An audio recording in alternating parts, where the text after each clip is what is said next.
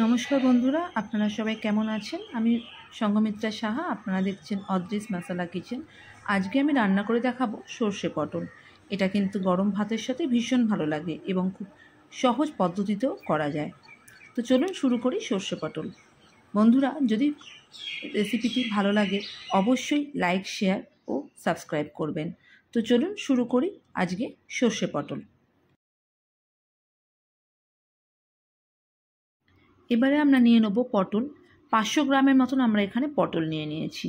পটলগুলো লম্বা লম্বা করে এর খোসা ছাড়িয়ে নেব, আর দুটো দিক কিন্তু চিড়ে দেবো, নইলে তেলে ভাজতে গেলে পটলটা ছিটবে। দেখুন আমি কীরকমভাবে লম্বা লম্বাভাবে এর খোসাটা ছাড়িয়ে নিয়েছি। এবারে গ্যাসে ফ্রাইং প্যান বসাবো, এর মধ্যে দেবো সর্ষের তেল। আমি এখানে প্রায় বড় টেবিল চামচের 5 টেবিল চামচ সর্ষের তেল দিয়েছি। তেলটা গরম হয়ে উঠলে এবারে পটলগুলো একে একে আমরা ভেজে নেব। পটলগুলো তেলে দিয়ে দিয়েছি। এবারে একটু নাড়িয়ে চাড়িয়ে এতে দেবো নুন আর হলুদ। নুন হলুদ দিয়ে আবার একটু নেড়ে চেড়ে এটাকে ঢাকনা দিয়ে ঢেকে দেবো 10 থেকে 15 মিনিটের জন্য। পটল কিন্তু ভাজতে একটু সময় নিতে হয়, তার কারণ যাতে ভেতর থেকে পটলটা ভালোভাবে সেদ্ধও হবে প্লাস ভাজাটাও হবে। তো এবারে আমরা গ্যাসের আঁচটাকে সিম করে দিয়ে ঢেকে দিয়েছি পটলটা ততক্ষণে ভাজা হোক। আমরা পটলগুলোকে ঢেকে দিয়েছি।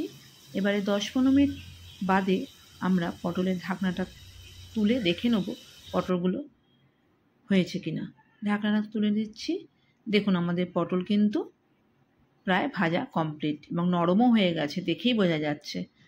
তো এবারে গ্যাসের আঁচটাকে বাড়িয়ে দিয়ে আমরা একে একে পটলগুলোকে তুলে নেব। পটলগুলো আমরা তুলে নিচ্ছি। এবার ওই ভাজা পটলের তেলেই আমরা 3 টেবিল চামচের মতন সর্ষে বাটা দেবো। 3 টেবিল চামচ সর্ষে বাটা দিয়ে আমরা 1 সেকেন্ডের জন্য একটু সর্ষেটাকে নাড়াচাড়া করে নেব।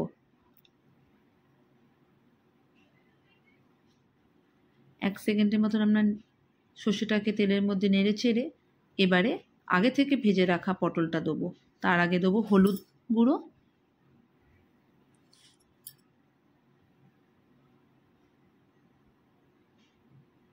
আর দেবো নুন। নুনটা স্বাদ অনুসারে আপনারা দেবেন। আগে যেহেতু পটল ভাজার সময় আমি নুনটা দিয়েছি, তাই এখন একটু কম নুনটা দিলাম। এবারে একে একে ভেজে রাখা পটলগুলো দিয়ে দিচ্ছি।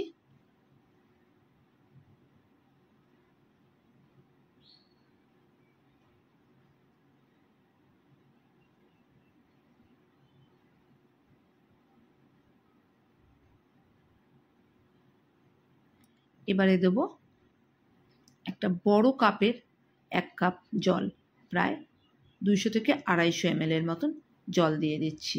এখন কিন্তু গ্যাসের আঁচটাকে বাড়িয়ে দেবো, কারণ আমাদের পটল কিন্তু ঢেকে ভেজেছি, ফলে পটল আমাদের সেদ্ধ হয়ে গেছে। শুধু একটা ভালো করে ফুটে উঠবে, তারপরে আমরা নামিয়ে ফেলবো।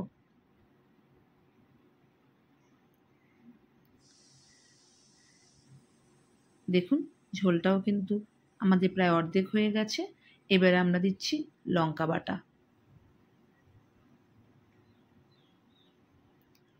আর দেব 1 চামচের মতন জিরের গুঁড়ো। এটা আপনারা দিতেও পারেন, নাও দিতে পারেন। আমার কাছে সর্ষের সাথে একটু জিরের গুঁড়ো দিলে যেন টেস্টটা আরও বেশি ভালো লাগে, তাই জন্য এটা অপশনাল, আপনারা দিতেও পারেন, নাও দিতে পারেন। কিন্তু তৈরি হয়ে গেছে। দেখুন ঝোলটা কিন্তু প্রায় গাঢ় হয়ে এসেছে। তো চলুন আমরা এবারে পরিবেশন করি সর্ষে পটল। আপনারা এটা বাড়িতে অবশ্যই ট্রাই করবেন, কেমন হলো জানাবেন, এবং প্লিজ প্লিজ প্লিজ আমার চ্যানেলটিকে সাবস্ক্রাইব, শেয়ার ও লাইক বাটনটা প্রেস করে দেবেন। তো চলুন আমরা পরিবেশন করি সর্ষে পটল। খুব সহজ পদ্ধতিতে আপনাদের আজকে কিন্তু আমি এই সর্ষে পটল রান্নাটি তৈরি করে শেখালাম।